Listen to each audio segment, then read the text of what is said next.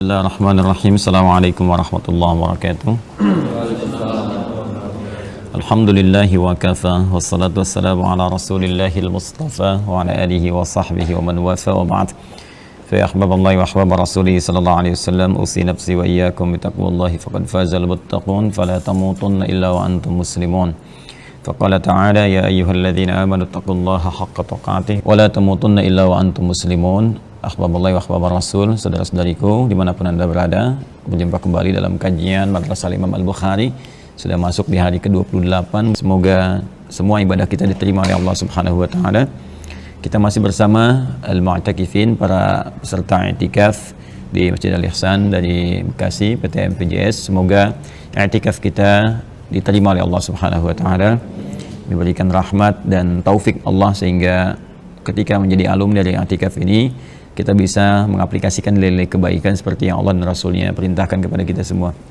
Baik, hari ini ada beberapa yang menarik karena saya berjanji kemarin ingin memperkenalkan kitab lain dari Al-Imam Al-Bukhari, maka saya perkenalkan dulu, nanti kita coba ambil beberapa bagian yang kiranya bisa menjadi sampel pembahasan kita, lalu kita turunkan tinggal 2 sisa hari ke depan untuk yang kira-kira apa yang ingin didiskusikan atau pembahasan-pembahasan topik spesifik yang kiranya terkait erat nanti dengan Idul Fitr. Ya. Ini kita perkenalkan dulu seperti saya sampaikan, kitab Al-Adabul Mufrad. Ya, Al-Adabul Mufrad. Jadi Imam Al-Bukhari selain beliau menulis juga kitab Sahih Al-Bukhari, kitab Al-Jami itu. Ini ya, yang ini. Nah, ini ada syarahnya aja udah ada 12 jilid yang Ibnu Hajar Al-Asqalani. Kemudian ada nanti yang warna hijau, warna merah, masing-masing 3 sampai dengan 4 jilid. Ini udah banyak disyarah. Ya, kemudian kemarin saya sampaikan juga ada gabungan Al-Bukhari dengan Muslim. Ini Sahih Muslim yang ini. Ini syarah Al-Imam An-Nawawi ada 9 jilid. Kemudian gabungannya yang ini, Al-Jami' Baina Sahihaini. Kemarin sudah kita bahas sebagian. Nah, kenapa penting saya hadirkan ini? Berangkat dari satu konsepsi Al-Imam Al-Bukhari. Beliau itu luar biasa ya. Pakar Quran, pakar hadis, ahli fikih, dan visioner. Visioner itu dalam arti bagaimana kemudian bisa menyiapkan kader-kader terbaik untuk meneruskan perjuangan beliau ya, dalam konteks berdakwah keislaman yang lebih luas, dan kemudian merumuskan satu rumusan dasar yang ini sebetulnya rumusan dari awal-awal masa-masa keislaman yang harus dijaga ya. Apa itu? Ialah adab namanya. Adab ya. Nanti ada transformasi di masa jahiliyah ke masa Islam dari kata adab ini. Awalnya kalau di zaman jahiliyah, adab itu diartikan kepada hal yang terkait dengan material, khususnya makanan ya, makanan. Makanya jamuan makan itu dulu disebut dengan ma'dubah namanya, dari kata adab, ma'dubah ya. Wa nahnu fil mashtati dad'u sufala la tarafina adiba ya, kata para pujangga pada waktu itu. Jadi kalau jamuan makan disebut dengan ma'dubah kan, kemudian orangnya disebut dengan adib ya. Adib atau begini, bisa jadi juga begini, adib ya kan? Pak Adib, bapak yang suka ngajak makan. Ada namanya adib, suka neraktir tuh ya. Ini ya. Nah, ini. Nah, turunannya disebut dengan adab namanya. Jadi kalau adab waktu itu lebih identik dengan makanan. Ya, ada jamuan, ada makan, dia akan, kalau sekarang traktir dan sebagainya, itu ke sini. Jadi arahnya lebih kepada gizinya, lebih kepada materi gitu kan. Materi yang sifatnya fisikal. Nah, di masa Islam ini beralih ya, dari yang tadinya hanya jamuan fisik yang sifatnya fisikal, ini nanti berubah ke 2 sisi. Satu, menjadi jamuan intelektual untuk memenuhi kebutuhan akal, dan spiritual untuk memenuhi kebutuhan rohani. Nah, jadi lengkap akhirnya di sini. Nah, saya mau brainstorming dulu ya, dan pecah bagaimana anatomi sisi manusia ya. Anatomi manusia itu dalam Al-Quran seperti apa. Kalau di medis itu kan hanya anatomi fisik saja ya, dari tubuh bagian atas sampai dengan bagian bawah. Nah, di Quran disebut manusia itu, manusia kalau dia punya 3 unsur. Nah, ini anatomi manusia dalam Al-Quran. Nanti ada buku saya namanya Ma'rifatul Insan ya, Ma'rifatul Insan, bimbingan menuju manusia paripurna. Di situ saya uraikan juga. Satu, ada fisiknya secara jasmani, jism ya, jism, bodinya. Yang kedua, ada akalnya. Akal. Kita tulis pakai Latin. Nah, penyambungnya. Ini unsur intelektualnya di sini. Kemudian yang ketiga, ini yang paling utama, ada rohnya. Ini unsur kehidupan sekaligus nilai spiritualnya di sini. Jika ini spiritual, ini intelektual, yang ini fisikal. Nah. Disebut manusia, ini harus memenuhi 3 unsur ini. Hilang satu, maka hilang si kemanusiaannya. Dalam arti sisi manusia yang hidup. Ya, kita beri contoh misalnya, rohnya nggak ada, akal dan fisik ada, maka ini meninggal. Mayit namanya. Kan? Mayitun. Beda antara mayit dengan mayit itu beda. Kalau mayit akan meninggal. Ya, innaka mayyitun wa innahum mayyitun. Ya, engkau pun akan wafat, mereka pun akan wafat, sama-sama semua kita akan meninggal. Ya, tapi kalau hilang tasdidnya, ini sedikit pengayaan. Jadi ada mayyit, nah ini ya, supaya kita paham betul. Mayyitun, kan? Ada mayitun. Nah, tasdidnya hilang. Mayitun. Nah, ini. Kalau yang ini, ya, ini CM, calon meninggal. Ya, akan meninggal. Itu nanti di Quran surat 39 ayat 30 itu, innaka mayyitun wa innahum mayyitun. Kan? Innaka mayyitun wa innahum mayyitun. Ya, kamu akan wafat dan semua juga akan wafat. Tidak ada yang abadi hidup di dunia ini. Maka disadarkan kita untuk mencari bekal pulang. Nah, ketika kemudian kita meninggal, tersisa C-nya hilang, tinggal M-nya meninggal, maka tasdidnya hilang. Berubah jadi sukun begini. Ya, maitun ini meninggal. Siapa yang membawa tasdid ini? Ini gambaran dari nafas kita lah. Ya, nyawa kita dicabut, gitu kan? Namanya maut. Nah, maut namanya. Makanya setiap yang berjiwa, ya, yang berjiwa ini jiwanya di sini. Dari kata mayit ini digambarkan jiwanya di sini, pasti akan kedatangan maut. Nah, jiwa sumber kehidupan kita nafas namanya. Nafas, ya. Jadi kalau roh sudah masuk ke dalam tubuh, itu jadi nafas namanya. Makanya diserap ke dalam bahasa Indonesia bisa bernafas. Ini agak dalam kajiannya, ya. Nanti datang maut kalau sesuai ajal tiba, ya, ajalnya tiba, akhir hidup kita datang maut. Maut di Quran surah ketiga, turunkan ayat 185. Ya, kullu nafsin, nafas kullu nafsin dha'iqatul maut. Ya, yang bawa maut siapa? Detil Quran. Silahkan cari di kitab manapun. Nggak akan pernah menemukan uraian sedetil ini. Mustahil bisa merumuskan ini kecuali yang menciptakan. Maka ini bukti nyata Al-Quran firman Allah, ya, dan kebenaran Islam. Yang bawa maut namanya malakul maut, malaikat khusus pembawa maut. Malakul maut adanya di Quran surah 32 ayat 11, paling kanan sebelah bawah di mushaf. Qul yatawaffakum malakul mautil ladzi wukkila bikum.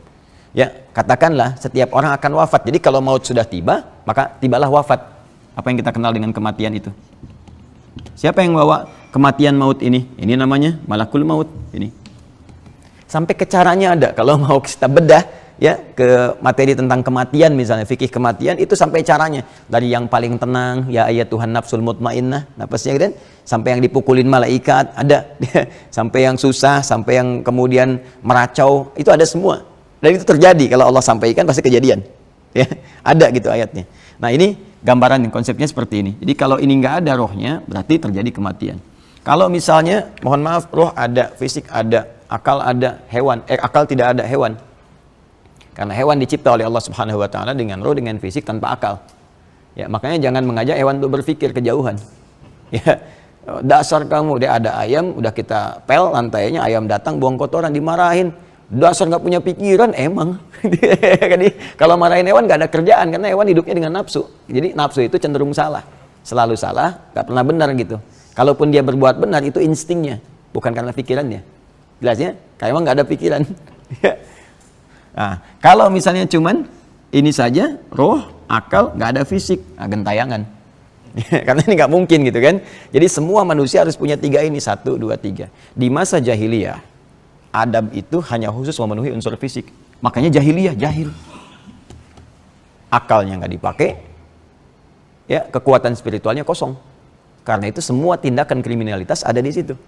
Kalau Anda mau mencari misalnya kriminalitas paling tinggi, kumpul di jahiliyah. Jadi ada jahlun, ada jahil, ada jahiliyatun, beda. Ya, jahlun, jahil, jahiliyah. Itu beda. Jahlun kebodohannya. Bodoh itu bisa dari segi pengetahuan, akal, bisa jadi moral. Memang mungkin ada yang pintar, tapi kepintarannya dipakai untuk menipu. Ya, dipakai untuk berperang, dipakai untuk membunuh, dipakai untuk merampok, dipakai untuk zina, untuk goda dan sebagainya, padahal keburukan. Ini jahlun. Orangnya jahil. Kalau kita ingin kumpulkan semuanya, keduanya, semua sifat keburukan itu dan melekat di dalamnya, maka jahiliyah namanya. Kenapa masa itu disebut dengan jahiliyah? Karena memang semua perangkatnya terpenuhi pada hal-hal yang keburukan, sifatnya keburukan. Gak kenal, bodoh tuh gak kenal pada kebaikan. Gak kenal pada moral secara umumnya. Nah, karena itu pun aspek-aspek adab ini hanya untuk memenuhi unsur fisik saja. Maka ini kosong. Ya. Maka jangan berharap ada peradaban pada masa itu di jahiliyah. Gak ada, tenggelam di jauh di bawah. Diapit oleh Persia, oleh Romawi. Ini paling bawah, gak ada peradaban. Ya, gak ada puncak ilmu di situ. Kemudian spiritual kosong, rohiyah kosong.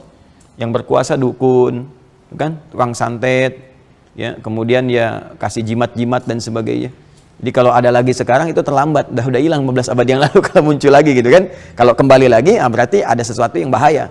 Ya, ada yang bahaya di sini, kembali ke masa-masa yang bisa menyebabkan ini. Jadi kalau sudah lekat dengan nilai-nilai tadi, perdukunan, itu pasti lama-lama dampaknya akan berdampak pada instabilitas dalam kehidupan. Ya, pasti itu sudah akan muncul nanti pertengkaran, perselisihan, macam-macam dan sebagainya. Itu karena jahiliyah seperti itu sifatnya. Datang Islam, begitu Islam datang, maka diberikan warna baru. Adab ini tidak hanya diarahkan pada aspek materi fisik, tapi mengalami perluasan makna dan diberikan sibghah, pengaruh-pengaruh kebaikan di dalamnya. Maka adab konsepsinya berubah, gizinya yang tadi hanya ke fisik, maka sekarang diarahkan ke aspek intelektual untuk memenuhi kebutuhan akal. Karena itu di masa-masa awal Islam, itu keilmuan semua disebut adab. Jadi kalau kita belajar tentang ilmu, nahwu, sharaf, balaghah, itu adab semua namanya. Makanya kalau Anda masuk sekarang ke Universitas Islam, UIN misalnya, Universitas Islam Negeri dimanapun, ada jurusan adab. Ya, itu bukan jurusan makan, isinya sastra. Ya, isinya nanti ada masuk di bawahnya ada nahwu, ada sharaf, ada balaghah, ada macam-macam. Ya, ada fiqh muqarin, ada muqaranatul adab. Ya, ada arud dan sebagainya. Jadi semua ilmu pengetahuan dulu disebut adab. Kalau kita masuk ke ilmu nahwu belajar, itu dulu disebutnya adab. Saya mau belajar adab, belajar nahwu. Saya mau belajar misalnya sampai ke keislaman pun itu adab disebutnya, turunannya. Nah, nanti lebih jauh lagi kan ilmu itu ya, manfaat dari ilmu kan tatanan praktikal. Apa yang didapatkan dari ilmu kita dipraktekkan dalam kehidupan, gitu kan? Nah, praktek itu kan menjadi sikap, dari sifat jadi sikap kan? Sikap. Nah, sikap itu nggak mungkin muncul kecuali tembus dari akal ini ke roh. Jadi bimbingan spiritual. Dari roh kita digerakkan menjadi gelombang ke bagian tubuh kita untuk beraktivitas. Maka dari sinilah kemudian Islam memberikan warna lagi. Setelah adab ini menjadi pengetahuan, pengetahuan itu harus berdampak kepada praktikal kehidupan. Harus berdampak efeknya kepada sikap. Maka berubahlah kemudian, meluas kembali aspek adab yang tadinya kemudian ditambahkan intelektual menjadi ke aspek spiritual. Dari sini muncul kemudian menjadi norma, jadi karakter, jadi tampilan-tampilan kemuliaan yang bisa dipelajari. Awas, ingat, karena dasarnya dari ilmu. Kenapa saya katakan yang bisa dipelajari? Sebuah norma, nilai kebaikan, nilai kemuliaan, karakter kemuliaan dari sesuatu yang bisa dipelajari dari ilmu, dari intelektual, itu dinamakan dengan adab. Tapi kalau dia dihasilkan dari proses ibadah, bukan belajar sifatnya, tapi ibadah yang dilakukan untuk mendekat kepada Allah, maka dia disebut dengan akhlak namanya. Lebih tinggi lagi. Ya, jadi ada akhlak, ada adab, itu berbeda. Adab nilai kemuliaan, karakter kebaikan yang dihasilkan dari proses pembelajaran. Jadi orang yang belajar dari tatanan pengetahuan bisa punya adab dan bisa membangun peradaban. Ya, makanya orang-orang barat bisa beradab. Ya, di Amerika bisa beradab, Jepang bisa beradab. Karena kenapa? Kalau mereka mau belajar. Ketika turunan pengetahuannya dipelajari dan melahirkan karakter, disiplin, jujur. Ya, di Jepang banyak disiplin luar biasa.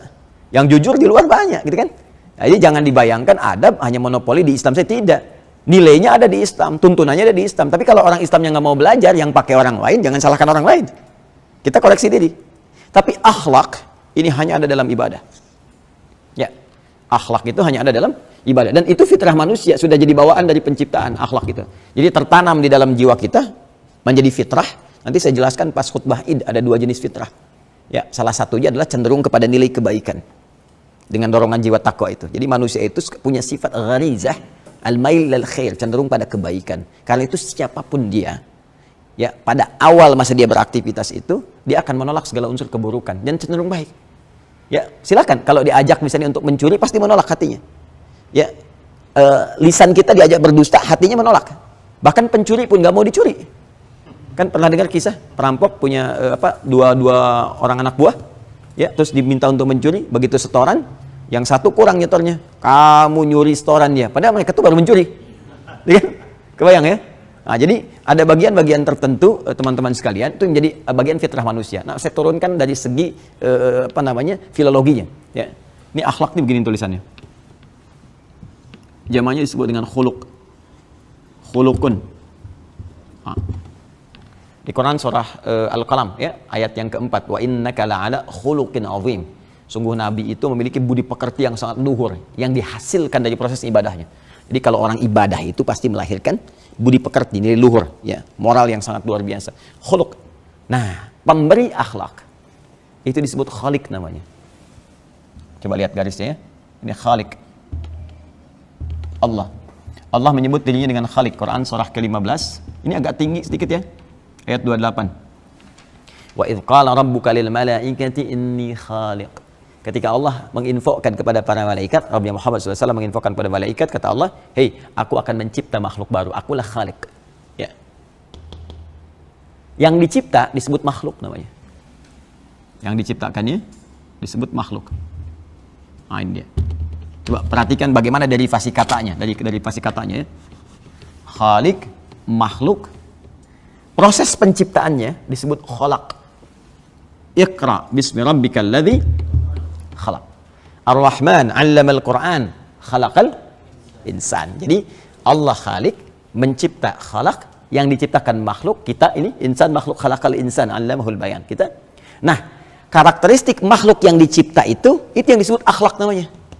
Jamannya khuluq. Nah, ini. Jadi bawaan makhluknya, bagaimana dia mesti bersikap, karakternya, sikapnya, ya, nilainya, itu akhlak namanya. Untuk mendapatkan akhlak ini, maka dia hanya bisa diperoleh, dimunculkan. Potensinya ada dalam jiwa kita. Semua potensi baik itu ada. Makanya menolak yang jelek-jelek, menolak untuk berdusta, mengingkari yang buruk, kan? Nah, ini harus dimunculkan jadi sikap. Untuk memunculkan itu menjadi sikap, maka perlu ada proses, ada wasilah namanya ibadah. Maka diperintahkanlah kita oleh Allah untuk beribadah. Turun Quran surah ke-51 ayat 56. Perhatikan kalimatnya. Wa ma khalaqtu. Tuh. Khalaq ini muncul. Wa ma khalaqtu, tuh-nya kembali ke Allah. Wa ma khalaqtul jinna wal insa illa liya'budun. Tidaklah aku ciptakan, kata Allah, jin dan manusia itu ciptakan, ini prosesnya, kecuali mereka supaya menjadikan seluruh aktivitasnya untuk beribadah kepada Allah. Apa tujuan tertinggi ibadah itu? Akhlak. Ini akhlak. Ya. Makanya kita diminta sholat kan? Bagian dari ibadah kan? Ibadah pertama itu sholat. Quran surah 20 ayat 14. Innani anallahu, saya adalah Allah. La ilaha illa ana, enggak ada Tuhan selain saya. Fa'budni, ibadahlah kepada saya, sembah saya. Bagaimana caranya? Wa aqimis sholat, tunaikan sholat sebagai ibadah kepada Allah. Sekarang apa hasil dari sholat itu? Goalnya apa? Kan turun Quran surah 29 ayat 45. Innas sholata tanha anil fahsya'i wal munkar. Tanha anil fahsya'i wal munkar itu akhlak. Mencegah perbuatan keji dan mungkar. Keji itu keburukan yang muncul dari syahwat. Maaf ya, pornografi, porno aksi, zina, ya, kata-kata kotor, jorok, itu fahsya. Ya, boleh jadi orang bisa beradab, disiplin, nggak ada korupsi, ya, nggak ada pencurian, tertib semuanya, tapi zina marak, ya, mabuk-mabukan iya gitu. Coba lihat, kita bandingkan ya, misal di Barat bisa bikin peradaban, tapi nggak bisa buat perakhlakan. Ya. Coba silakan, lain waktu Anda lihat atau berkunjung, ya, kalau Allah berikan jalan kepada kita, silakan cek, yang zina banyak, pakaian terbuka banyak, yang mabuk-mabukan banyak, tapi dalam saat yang bersamaan bisa disiplin, kejujuran juga tinggi dan sebagainya. Itu kejujuran bisa dilatih lewat pengetahuan, belajar. Bukankah dari kecil kita dilatih masuk sekolah jujur, disiplin, jangan ganggu tetangga, ya, kalau nyetel volumenya jangan kencang-kencang, itu adab. Tapi akhlak lebih tinggi nilainya. Setidaknya umat Islam itu harus mampu mengakomodir semua nilai-nilai kebaikan. Akhlak ini bisa diterjemahkan dalam bentuk adab ketika dilahirkan dalam bentuk konsepsi. Diwujudkan bentuk konsepsi, ada pelajaran, dipelajari, maka jadilah bersamaan bersanding, berakhlak dan beradab. Sholatnya bagus, mencegah perbuatan keji dan mungkar. Kemudian untuk menguatkan sholat ini diterjemahkan dalam bentuk pelajaran. Maka ada pelajaran fikih sholat, dulu pelajaran ada akidah akhlak. Tuh kan, masih ada sampai sekarang. Saya masih kecil masih ada tuh pelajaran tuh. Nah, tugas dulu, tugasnya Pak Azul sekarang munculin lagi tuh. Ada akidah akhlak tuh ada kan? Supaya nyatu, makanya kenapa ada akidah, ada akhlak, supaya orang yang berakidah itu berakhlak. Makanya jarang dulu ada bom-boman tuh, ya ribut-ribut macam-macam, kita damai aja. Ya, enggak. Kenapa? Karena akhlak ada, sekarang akhlak dieliminir. Pendidikan berkarakter, semakin diberi karakter, semakin tidak berkarakter. Macam-macam apa lagi lah. Kita udah punya dari dulu, konsepsinya itu bagus itu. Makanya saya ingin kembalikan lagi, dari sini kadang muatan akhlak diturunkan untuk dipelajari. Ketika dipelajari menjadi beradab. Ya, dulu ada perpaduannya seperti di dalam tata negara itu. Kalau kita waktu sekolah ada PMP, Pendidikan Moral Pancasila. Ya, dulu saya sampai mencari itu di ayat-ayat Qur'annya, karena konsepsi itu kan dibuat nanti satu kali kita ngaji lah ke situ. Ya, ada konsepnya kan banyak orang Islam berkontribusi. Ya kayak Wahid Hashim, kayak Agus Salim dan sebagainya. Coba kalian tahu nggak ayat-ayat Qur'an ya teman-teman? Ayat-ayat Qur'an yang mengilhami lahirnya Pancasila. Itu saya bisa sebutkan ayatnya satu-satu. Ketuhanan yang Maha Esa, Qul huwallahu ahad. Kemanusiaan yang adil dan beradab, innallaha ya'muru bil adli wal ihsan. Persatuan Indonesia, wa'tasimu bihablillahi jami'ah. Kerakyatan dipimpin oleh hikmat, kebijaksanaan dalam perusahaan perwakilan, wa amruhum syura bainahum. Keadilan sosial bagi seluruh rakyat Indonesia. Apa ayatnya? Ya, adiluhu aqrabu littaqwa. Ada semua. Jangan dikira main-main itu. Itu dahsyat itu. Apalagi kalau digali setiap diksi ayatnya, luas sekali. Demi Allah saya katakan, mengamalkan itu jadi orang Islam, amalin tuh 5 sila Pancasila, tertib kehidupan di Indonesia itu. Damai, tentram, semua jadi orang baik. Cuma kita kosong. Amanah, kan itu dirumuskan nanti turunannya di pasal 29 kan? Negara menguatkan itu dengan pasal 29 ayat 1, negara berdasar atas ketuhanan yang Maha Esa. Pasal 29 ayat 2-nya menjamin kita mengamalkan itu. Negara menjamin kemerdekaan tiap-tiap penduduk untuk memeluk agamanya masing-masing dan beribadah menurut agama dan kepercayaannya itu. Hafal saya itu. Ya, jadi kalau kita mencintai benar bangsa, pelajari dasarnya. Ya, katanya praktekkan dalam kehidupan, insya Allah benarlah di kita ini benar insya Allah. Balik ke sini ya. Nah, jadi ini adab. Makanya konsepsi adab ini kalau benar dipraktekkan, setidaknya membentuk orang jadi baik, ini, sehat, ini, dan soleh. Nah, Imam Al-Bukhari peduli dengan itu. Pasti ada generasi muslim ke depan itu, yang fisiknya kuat, bagus, yang cerdas, intelektualnya. Saat yang bersamaan dia soleh. Jadi bukan hanya memadukan antara iptek dengan imtak, ya, iptek pengetahuannya tinggi, teknologinya bagus, takwanya meningkat, tapi juga fisiknya kuat. Nah, itu ketiga ini, jadilah manusia yang seutuhnya. Maka beliau mengkhususkan, menyendirikan satu pembahasan khusus untuk membentuk karakteristik adab. Menyendirikan, mengkhususkan disebut dengan mufrad. Afrada yufridu ifradan fahuwa mufridun wadaka mufrad. Sesuatu yang disendirikan, dikhususkan. Maka jadilah kitab ini Al-Adabul Mufrad. Ngaji begitu, ngaji kitab. Jadi semua judul itu ada maknanya. Kenapa disebut Bulughul Maram?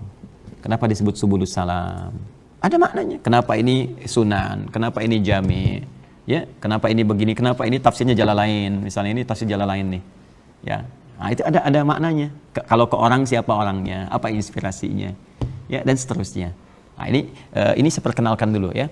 Ini karya Imam Al-Bukhari, ini syarahnya juga banyak yang mensyarah ini, dan ini banyak dikaji-kaji di masjid-masjid juga tertentu gitu ya. Jadi kalau ngaji, udah ada terjemahannya. Ya, demi Allah saya katakan, insya Allah kalau ngaji di masjid benar ngajinya tentang kitab ini, generasinya bagus di setiap masjid itu. Ya, kalau benar cara mengajinya, setidaknya Arabnya disertakan selain terjemahannya. Nah, yuk kita coba kenalan dulu ya. Kita ambil salah satunya. Nanti banyak ini, dari mulai madrasah pertama di rumah. Ya, kan di rumah tuh kalau di rumahnya nggak baik, ke sekolah nggak baik, ke masyarakat nggak baik kan? Jadi ini tuh dahsyatnya dari rumah, terus nanti keluar, sosial dan bagaimana bimbingannya kepada kita semua. Ayo kita ini ya ditunjukkan di manuskripnya. Ini manuskripnya, kitab ini kan Imam Al-Bukhari kan nggak mungkin ngetik begini. Ya, ini udah, otentisitas kitabnya tuh, ini manuskripnya. Temukan di mana, bentuknya begini. Masya Allah ya, masih bisa menulis tuh, hafal Quran, hafal hadis, nulis berapa waktu yang dibutuhkan, tintanya dari mana, malam lampunya, penerangnya seperti apa, ya, dan belum yang syarah. Yang syarah ini kan satu kitab, syarahnya 12, kadang-kadang 5, 4, 3 gitu, ya. Nah ini makhtutat yang ditemukan, ya, sampai dengan sekarang. Jadi yang itu tantangan bagi kita lah. saya ada nanti mudah-mudahan besok lah saya bawakan. Saya menemukan jamaah kita, bukan saya, jamaah kita itu waktu gali sumur menemukan satu manuskrip, ya, tumpukan kitab-kitab klasik yang ditulis orang tua kita, ulama kita dulu. Begitu saya baca ini, masya Allah, udah dahsyat ini. Ya, isinya tuh bagus sekali gitu. Ada tentang fikih, ada tentang akhlak, tentang macam-macam. Nah, itu masih ada yang tulisan tangan gitu. Terus ada yang murid-muridnya belajar, tulisin nyata. Pertanyaan saya, kok bisa disembunyikan di sumur? Kenapa gitu? Ya, ditimbun gitu. Apakah mirip kejadian seperti di Spanyol waktu itu? Di mana kitab-kitab banyak disembunyikan di dalam, baik di tanah, ada ditimbun atau yang di hutan-hutan gitu. Itu yang menarik. Masih ada di saya. Ya, sebagian saya hadiahkan ke Habib Umar bin Hafidh waktu beliau ke sini. Ya, ada saya kasihkan, masih ada di saya, masih utuh yang ini. Itu menarik sekali. Kalau digali itu setidaknya mungkin 100 tahun ada itu. Ya, paling minimal ke belakang 100 tahun ke belakang itu. Dan itu diduga kuat di antara murid-murid yang pertama belajar dari generasi para pengajar yang datang dari Hadramaut ke sini. Ya, karena ada redaksi-redaksinya yang saya bisa lihat, oh ini ke sini, ini ke sini, ini ke sini. Ya, dan di pesantren-pesantren yang klasik yang sekarang jadi kitab-kitab itu, nah itu syarah-syarahnya terambil dari sini. Ya, nanti besok ya saya coba bawakan insya Allah. Baik, bismillahirrahmanirrahim. Nah, ini yang seperti yang saya sampaikan teman-teman sekalian. Ini dimulai dengan di rumah dulu. Bagaimana menata adab di dalam rumah sebelum kita keluar. Ya, jadi dimulainya terstruktur sekali dari rumah. Terus di rumah tuh dipecah lagi.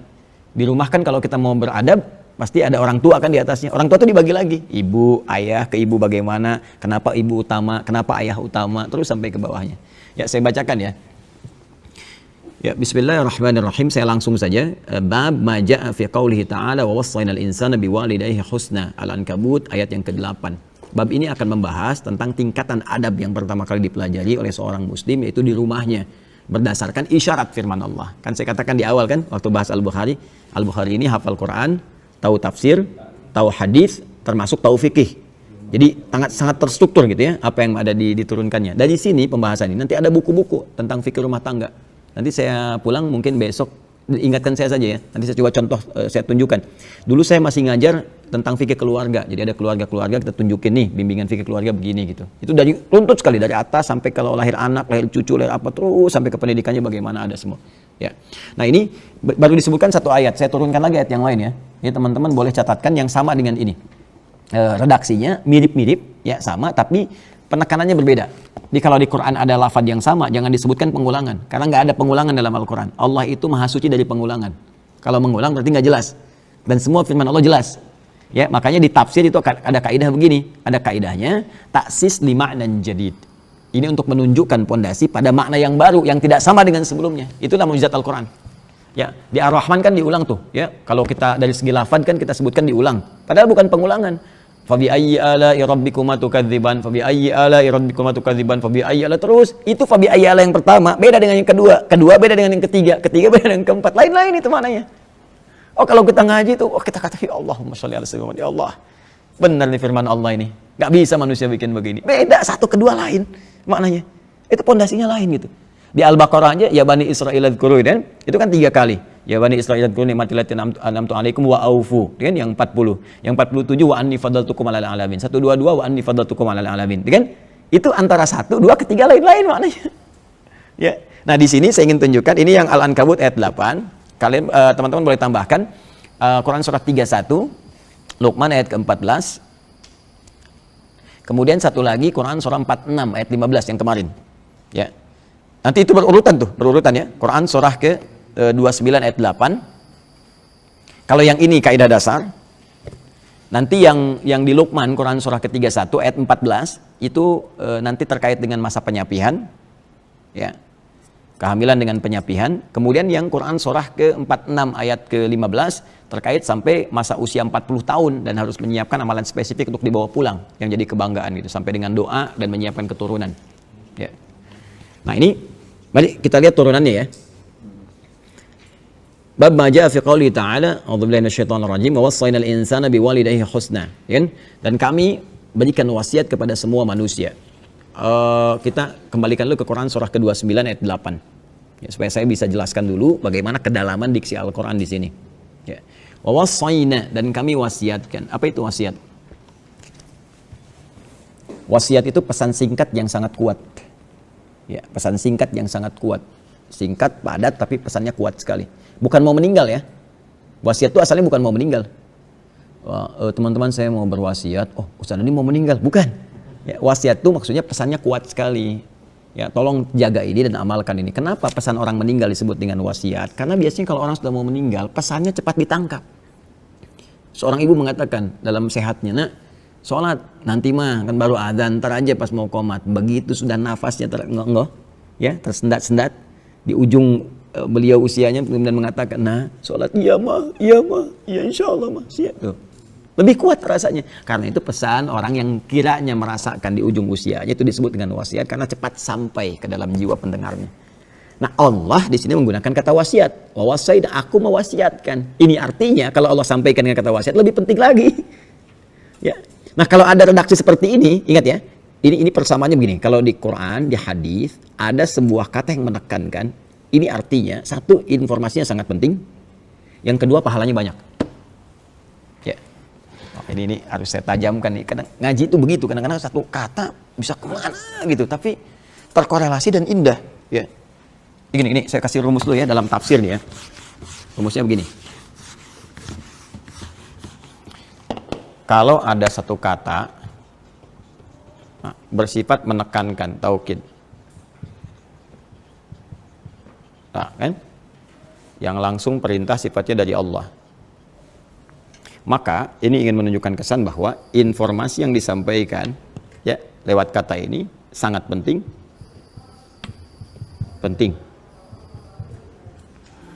Karena sangat penting, maka konsekuensinya pahalanya banyak, besar. Nah. Karena pahalanya banyak, maka pengaruhnya adalah satu, bisa mempercepat terkabulnya doa. Kedua, bisa mempercepat terampuninya dosa, gugurnya dosa-dosa. Terampuni dosa. Lihat bagannya tuh. Sini. Yang menggunakan kata penguat tuh banyak. Ya, yang menekankan itu. Ada yang pakai inna misalnya. Inna tuh, ya. Kalau innanya begini, itu baru hurufnya. Kalau sudah pakai tambah nahnu tuh bisa disingkat jadi na panjang begini. Ya, inna pendek begini ditambah dengan na gini disatukan menjadi gini, inna gitu. Ya. Na-nya ini berfungsi menunjukkan keagungan Allah. Ya, sekaligus pentingnya informasi yang disampaikan. Saking pentingnya Allah menyampaikan dengan keagungannya. Kalau ada yang begini, pakai inna begini, ini berlaku hukum ini. Contoh di Ramadan, Quran surah 97. Inna anzalnahu fi Lailatul Qadar. Pakai inna berarti infonya sangat penting. Pahalanya banyak. Berapa pahala di malam Al-Qadar? Lailatul Qadri khairum min alfi syahr. Sekarang saya tanya, kalau di malam Al-Qadar berdoa terkabul tidak? Terkabul. Dosa diampuni enggak? Masuk kan prakteknya kan? Nah, sekarang kalimatnya langsung menggunakan kata, diksinya bukan huruf lagi. Wa wassaina. Wasi pakai na lagi di ujungnya. Ya, wa wassaina. Wassa aja ini udah mewasiatkan, wassa yuwassi, ya kan? Atau ausa yusi, wassa yuwassi. Ada ausa yusi, ada wassa yuwassi, ya. Pakai na lagi. Nih, untuk menunjukkan keagungan. Wassa saja udah menunjukkan makna yang sangat penting. Kalimat yang singkat, padat tapi sangat penting. Seakan ingin mengatakan begini. Nah, saya terjemahkan dari nak dulu. Demi keagunganku, kata Allah. Ya, aku berikan info yang sangat penting kepada kalian. Aku tekankan ini, ya. Fokus baik-baik gitu. Nah, itu seperti itu kurang lebih ya gambarannya. Kemudian al-insana, manusia. Di terjemahan disebutkan manusia. Manusia itu disebut dengan 5 nama di Al-Quran. Ada bashar, 35 kali disebutkan di Quran. Ada ins, ya dipasangkan dengan jin, ya ma'syaral jinni wal ins, 18 kali disebutkan di Quran. Ada nas, ya 241 kali disebutkan dalam Al-Quran. Qul a'udzu birabbin nas. Ada bani Adam, ya bani Adam khudzu zinatakum inda kulli masjid, 7 kali disebutkan dalam Al-Quran. Ada insan, 65 kali disebutkan dalam Al-Quran. Dahsyatnya Al-Quran, kalau kita lihat di terjemahan, semua terjemahannya sama manusia, tapi lafadznya berbeda, dan ini menunjuk pada penekanan yang tidak sama. Kalau disebutkan bashar, ingin menunjuk tampilan fisik yang bagus, halus, sekaligus ada punya potensi nafsu. Jadi kalau kita mau belajar memanage nafsu, cari kata bashar di Quran, pelajari itu.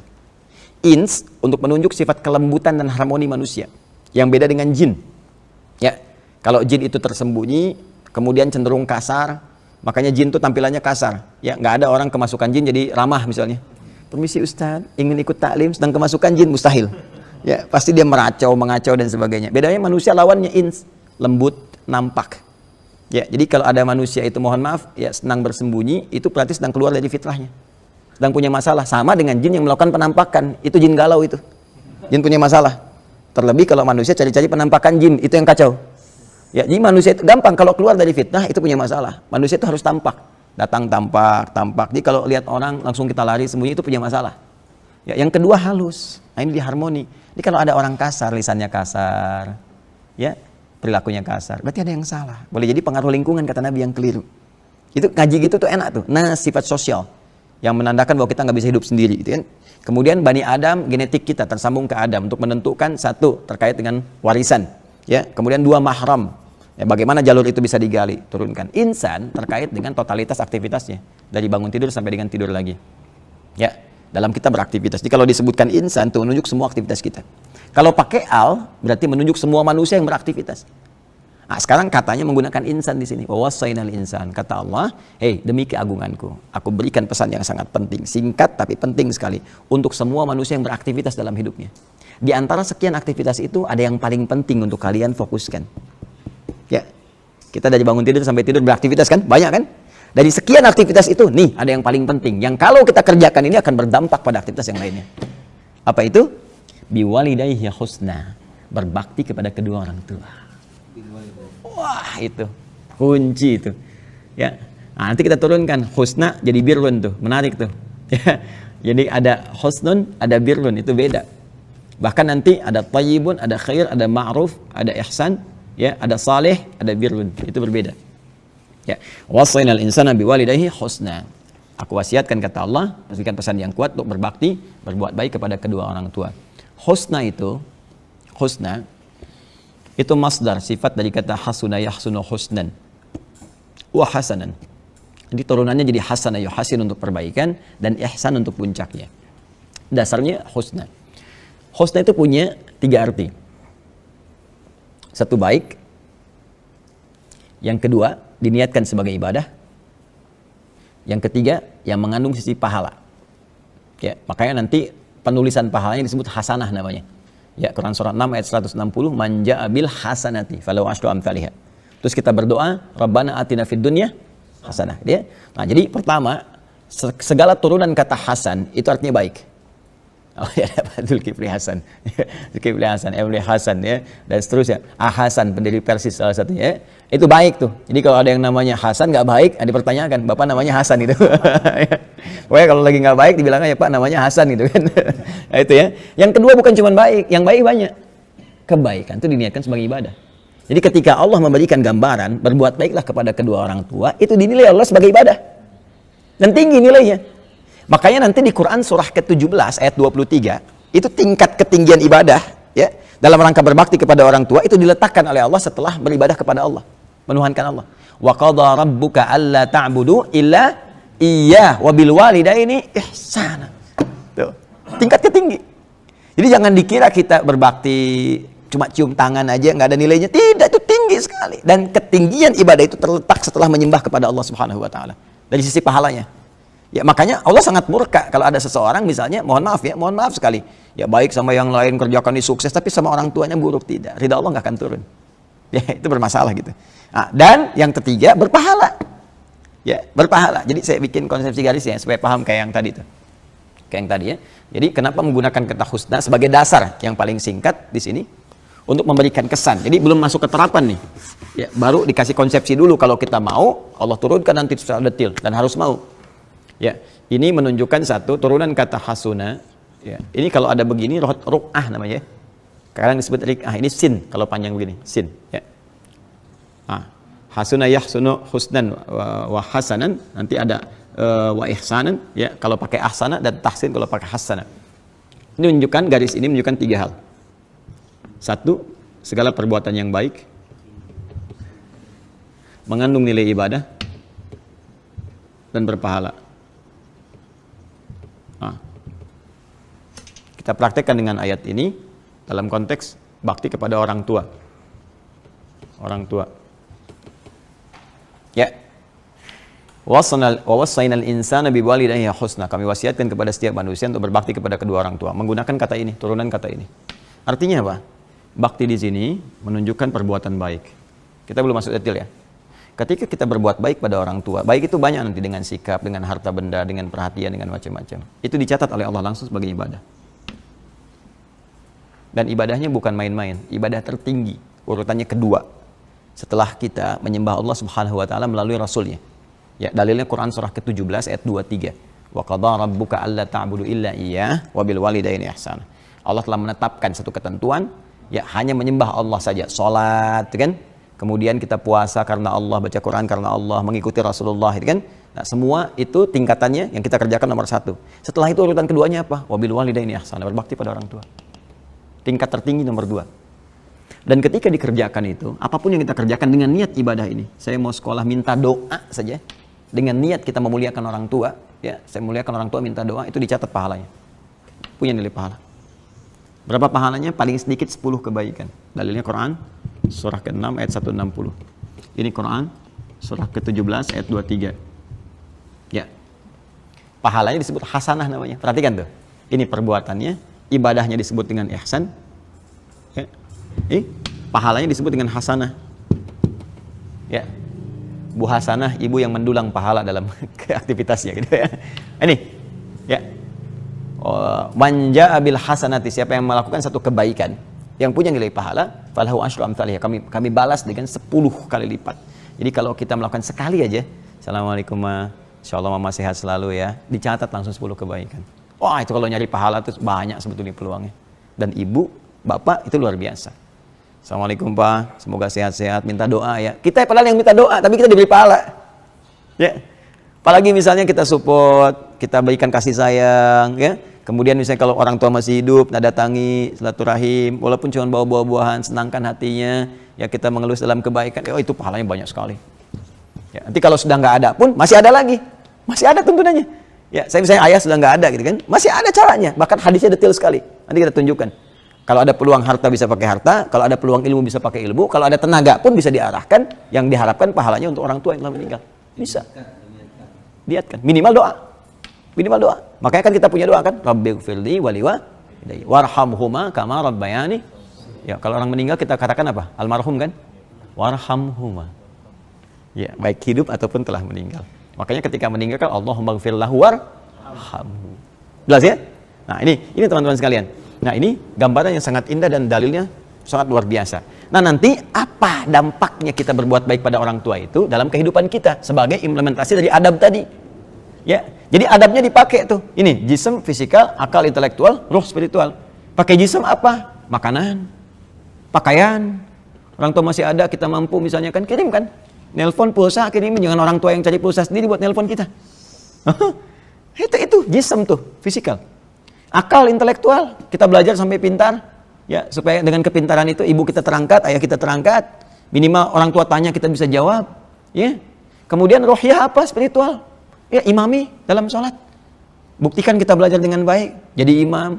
Kemudian bawa mereka untuk umrah, untuk haji dan sebagainya, semampu kita dan sebagainya. Support kebutuhan spiritualnya. Itu adab, itu praktikalnya. Kadang orang hanya berhenti di kalimat adab, tapi ini 3 dipakai. Turunan ini. Penting kita ngaji sampai ke detail ini supaya paham apa yang harus kita lakukan.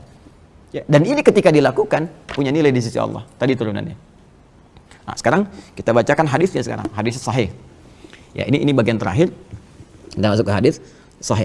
Qala haddatsana Abu Walid qala haddatsana Syu'bah qala Al-Walid bin Al-Aizar akhbarani qala sami'tu Aba Amr wash-Shaybani yaqul haddatsana sahibu hadhihi ad-dar wa ashara bi yadihi ila dari Abdullah radhiyallahu ta'ala anhu qala sa'altu an-nabiy sallallahu alaihi wasallam ayyul amali ahabbu ila Allah ya ta'ala qala as-salatu ala waqtiha qultu thumma ayyun qala thumma birrul walidain kan qultu thumma ayyun qala thumma al-jihadu fi sabilillah. Qala haddatsani bihinna wal istaztuhu lazadani. Allahu akbar. Kan? Nah, singkatnya ada seorang sahabat bertanya kepada Rasulullah sallallahu alaihi wasallam. Kemudian dia, apa pertanyaan dia?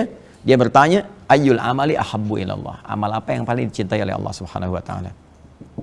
Ya, apa jawab Nabi? Nabi menyampaikan 3 hal di sini. Ini sebetulnya kasusnya ada 2. Jadi, ada 2 orang bertanya dengan pertanyaan yang sama. Jawaban Nabi berbeda. Nah, perbedaan ini Cuman beda urutan saja. Nah, ini pada yang pertama. Yang pertama tanya, ayul amali ahabbu ilallah, amal apa yang paling dicintai oleh Allah Subhanahu wa taala?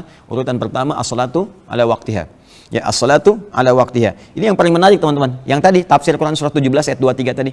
Wa qadha rabbuka alla ta'budu illa, Allah telah menetapkan bahwa ya kita mesti mutlak menyembah Allah Subhanahu wa taala. Cara menyembah itu apa?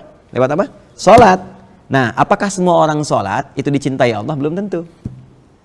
Ya, murid banyak. Tapi apakah semua murid dicintai oleh gurunya? Belum tentu. Cinta umum ada, tapi cinta spesifik berbeda. Ya, anak juga betul, semua cinta kita, tapi ada perasaan-perasaan tertentu kan, untuk menguatkan pada anak atau cucu tertentu, ya, ada. Seperti Nabi Yakub, anaknya kan 12. Ya, semua dicintai, tapi kecenderungan kepada Yusuf karena melihat bakat dan tertentu, supaya disupport, cintanya mengalir dengan objektif gitu. Itu ada. Al-mail ila syai'il khair gitu, cenderung kepada sesuatu yang baik. Nah itu Allah mencintai semua hambanya. Tapi nanti di antara sekian hamba yang sholat, yang dicintai Allah itu ada yang paling tinggi. Siapa dia? Yang memelihara konsistensi tepat waktu dalam sholat. Ya, tepat waktu. Nah, makanya tepat waktu itu ya dimulai sebelum waktu sholat. Quran surah kedua ayat 238. Ya, paling kanan sebelah atas di mushaf standar. Hafidhu ala sholawat. Jagalah waktu-waktu sholat. Jaga. Kalau jaga itu boleh lewat nggak? Nah, tidak kan? Ada penjaga. Kan gerbang dijaga, nggak boleh lewat kan? Kecolongan kalau lewat. Dan menariknya pakai alif loh di situ. Allah tidak mengatakan yahfidhu, tapi hafidhu. Jadi kata hafadha yuhafidhu. Kalau pakai alif berarti mufa'alah di ilmu sharaf, saling. Nah, berarti untuk bisa menjaga sholat itu harus kompak semua sinergi, saling mengingatkan. Makanya kalau di rumah itu praktekkan ayat ini dengan bikin apa? Jadwal sholat, semua dikumpulkan, kasih tahu keluarga, jangan sholat sendirian. Insya Allah nanti asar waktunya jam sekian, share, bikin status sama kita, saling ingatkan. Karena kalau nggak saling ingatkan lupa, berpotensi lupa yang lain. Atau pribadi, ya jangankan waktunya, saat sholat aja bisa lupa, ya kan? Nah, jadi hafidhu, ini poin-poin pentingnya. Kalau kita udah bisa menjaga, di Quran surah keempat ayat 103, ya di ujung ayatnya, inna sholata kanat 'alal mu'minina kitaban mawquta. Sholat itu udah diatur oleh Allah waktunya. Nah, saking kalau kita pengen, kan tadi kita bertanya gini, logika berpikirnya. Ya Rasulullah, amal apa yang dicintai oleh Allah? Salat pada waktunya. Kan balik nanya kan? Waktunya bagaimana? Turunlah ayat ini. Diberitahu oleh Allah. Jadi sebetulnya salat itu sebagai wasilah untuk mendapatkan cinta Allah. Begitu cinta Allah turun, maka semua akan menjadi mudah. Baik doa, pengabulan, baik ampunan, baik macam-macam lah sifatnya. Ya, jadi ini yang pertama. Ini info dari Nabi. Kalau udah dari Nabi valid nih, A1 nih. Ya, cara bacanya mesti pakai iman. Dzalikal kitabul. Kalau nggak yakin, udah susah. Ya, katanya pengen dicintai Allah, diberi jalan nggak mau. Itu paling aneh manusia sekarang. Kata Ali bin Abi Thalib. Ya, ajaban di amrin nas gitu ya. Aneh memang manusia itu kini, katanya. Kini aneh tuh. Pengen ke surga tapi melakukan amalan yang menjauhkan dia dari surga. Nggak mau ke neraka tapi melakukan amalan yang menjerumuskan dia ke neraka. Ya sama kayak gini, nuntut Allah, pengen dicintai oleh Allah, nuntut berkah, nuntut rezeki, dikasih jalan lewat sholat, dan diingatkan, bukan cuma sholatnya, lewat adzan diingatkan, hayya 'alas shalah, yuk sholat, nanya, kenapa ya Allah? Hayya 'alal falah. Ya nih, di sholatnya ada kesuksesan, ada kebahagiaan, ada kedamaian, kenyamanan seperti yang kau harapkan. Itu bahasa Arabnya falah. Ayo cepat, cepat. Baru adzan, belum qomat. Nuntutnya banyak, dikasih jalan nggak mau, aneh kan? Ya. Tapi kalau dunia cepet tuh, karena dunia nggak ada setannya. Akhirat ada setannya. Ya. Wah itu, Allahu Akbar. Semoga Allah bimbing kita ya. Nah, yang kedua ini dia, seperti urutan ayat tadi, summa ayyun, kemudian apalagi qala summa birrul walidain. Ya, kemudian berbuat baik kepada kedua orang tua. Jadi ini tingkatnya tinggi setelah menyembah Allah Subhanahu wa taala. Makanya disandingkan di dalam riwayat lain, ridha Allah pun ini nanti akan diberikan kepada seorang anak ya, berdasar ridha orang tuanya. Sepanjang orang tuanya benar dalam memberikan ridhanya. Ya, itu urutannya gitu kan. Nah, ini urutan yang kedua. Nah, ada yang mau saya katakan begini. Kenapa ketika dipraktekkan jadi birrun? Ayatnya mengatakan husnun. Nah, tahu nggak birrun artinya apa? Baik. Baik itu apa? Birrun. Birrun apa? Baik. Ya. Jadi baik itu ada 5 ya. Ada thayyib, ada khair, ada ma'ruf, ada ihsan atau husnun, ada saleh. Dan birrun itu pelengkapnya untuk praktikalnya. Saya langsung ke birrun saja supaya nggak panjang. Birrun itu asalnya begini. Birrun itu asalnya adalah proses untuk menyaring segala yang kotor sehingga yang baiknya muncul. Ya, menyaring yang kotor sehingga yang baiknya muncul. Kalau melekat kepada pemiliknya, pelakunya, itu berubah menjadi mabrur namanya. Mabrur, dari kata birrun jadi mabrurun. Makanya pernah dengar ada kalimat haji mabrur? Nah, haji mabrur itu bukan haji yang diterima. Kalau haji yang diterima namanya haji makbul. Qabila yaqbalu. Fa qabilu dzaka makbul. Mabrur itu adalah proses haji yang dilakukan dengan menyaring segala karakteristik yang kotor saat berhaji. Sehingga ketika pulang melahirkan karakter yang lebih baik, yang mulia dan melekat pada pelakunya. Sehingga berubah. Yang tadinya amarah tak tertahan pulang-pulang jadi penyabar, jadi baik, jadi apa. Itu mabrur namanya. Dan kalau dia bisa jaga itu sampai dengan meninggal, itu surga jaminannya. Al-hajjul mabrur laisa lahul jazaa illal jannah. Makanya orang setelah haji, orang Arab itu suka memberikan pengingat, bukan gelar. Ya. Jadi misalnya baru nyampe bandara udah marah-marah, kan mana pesawatnya gini-gini. Orang Arab mengatakan ya haj. Maksudnya Pak, Bapak telah haji. Ada jaminan kebaikan, masa harus ditukar dengan kotoran lagi gitu. Itu maksudnya. Nah, orang Indonesia panggil Pak Haji, di lisan orang kita itu mengingatkan Bu Haji. Maksudnya apa? Bu, Ibu sudah haji, Bapak sudah haji, jaga ya nilai itu sampai dengan meninggal supaya dapat jaminan yang terbaik sesuai dengan yang Nabi janjikan. Itu. Jadi bukan gelar. Ya. Pak Sony lewat ya, Pak Haji Sony, ya.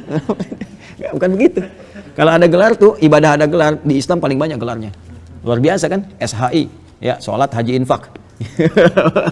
Jadi banyak gelarnya tuh, ya.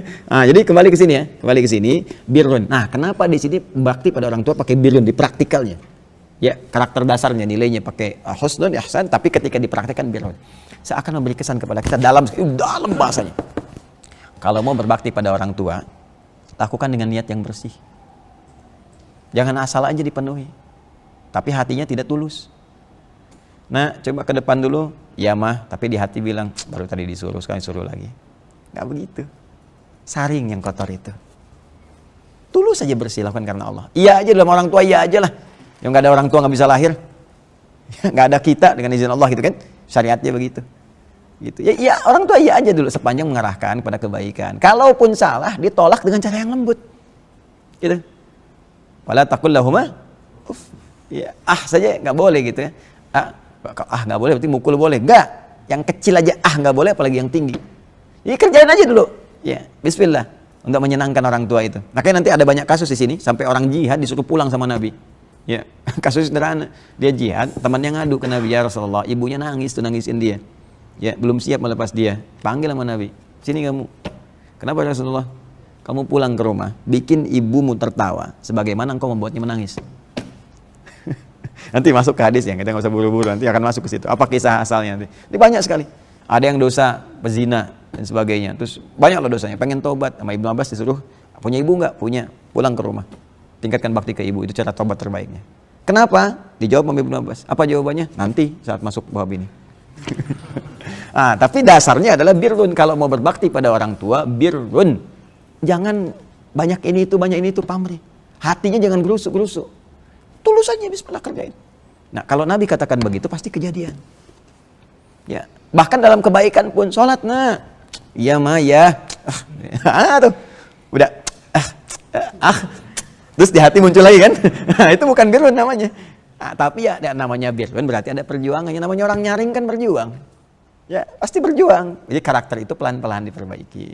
Jadi kalau kita pun orang tua melihat anak, saya sama juga ke anak, kan? Karena pengaruh lingkungan, macam-macam, keinginan mainnya tinggi, ya, pelan-pelan menyesuaikan. Selalu berpikir nanti ada adab lagi dari orang tua ke anak. Ya, saya tanya misalnya, anak 5 tahun, dihisab nggak sama Allah? Dihisab nggak? Kalau dia salah, Allah marah nggak? Allah aja nggak marah, masa ente marah? Saya itu kalau misalnya anak gini, terus mau marah kan? Tahan. Allah aja nggak marah, kok saya yang marah gitu.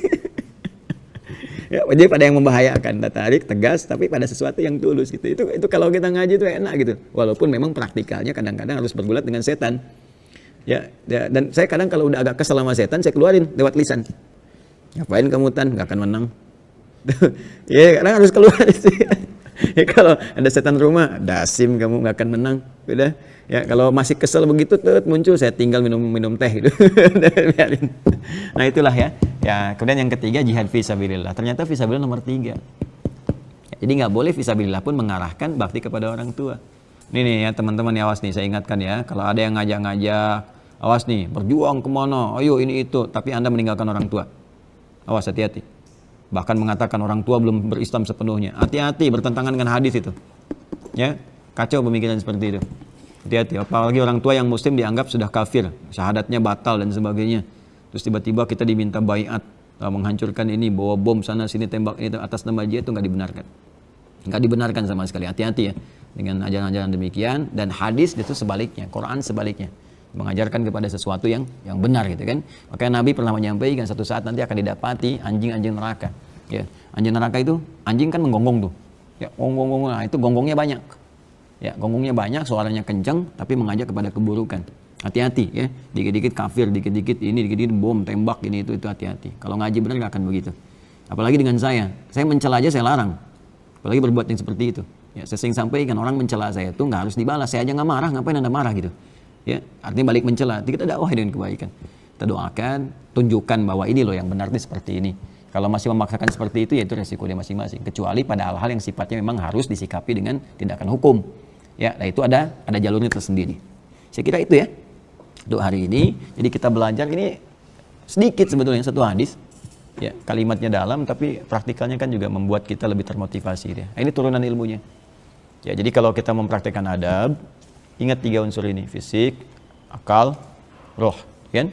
Fisikal, jasmani, kemudian itu ada intelektualitas dan spiritualnya. Satukan jadi satu. Jadi pelayanannya maksimal. Kemudian itu konsepsinya, kalau kita lakukan nilainya ibadah, ada pahala dari Allah Subhanahu wa taala, turunan ke bawahnya doa terkabulkan, dosa terampuni dan sebagainya. Kita baru bacakan pengantar, belum turunan bab-babnya ke bawah. Jadi kalau masih ada waktunya saya tunjukkan, tapi tadi saya ada 2 janji ya. Besok tolong saya diingatkan kembali. Salah satu di antara janji itu saya bawakan satu manuskrip kan, yang tadi saya sampaikan. Insyaallah ya, yang lainnya nanti teman-teman kita siapkan, dan cuma punya 2 pertemuan lagi. Ya, besok dengan lusa. Setelah itu besoknya Idul Fitri. Ya, semoga Allah rahmati kita semua. Semoga Allah sayangi kita, berikan jalan terbaik untuk kita dan mengampuni dosa kita, memuliakan kedua orang tua kita dan keluarga besar kita. Allahumma taqabbal minna innaka antas samiul alim wa tub alaina innaka antat tawwabur rahim. Rabbana atina fid dunya hasanah fil akhirati hasanah wa qina adzabannar. Allahumma rabbana ij'alna liman ahsana liwalidina ya arhamar rahimin. Allahumma ij'alna liman ahsana liwalidina ya arhamar rahimin. Allahumma rabbighfir lana wa liwalidina warhamhum kama rabbawna shighara wa li jami'il muslimina wal muslimat wal mu'minina wal mu'minat al ahya'u minna wal amwat innaka sami'un qaribun mujibud da'wati ya qadhiyal hajat. Rabbana atina fid dunya hasanah wa fil akhirati hasanah wa qina adzabannar. Rabbi auzi'na rabbana auzi'na an nashkura ni'mataka allati an'amta 'alaina wa 'ala walidina. Allahumma wa an na'mala salihan tardah wa an na'mala salihan tardah wa an na'mala salihan tardah wa sallallahu ala sayyidina Muhammad wa ala alihi wa sahbihi ajma'in wa akhiru da'wana alhamdulillahi rabbil alamin. Subhanakallahumma bihamdika nasyhadu an la ilaha illa anta astaghfiruka wa atubu ilaik. Assalamualaikum warahmatullahi wabarakatuh. Alhamdulillah.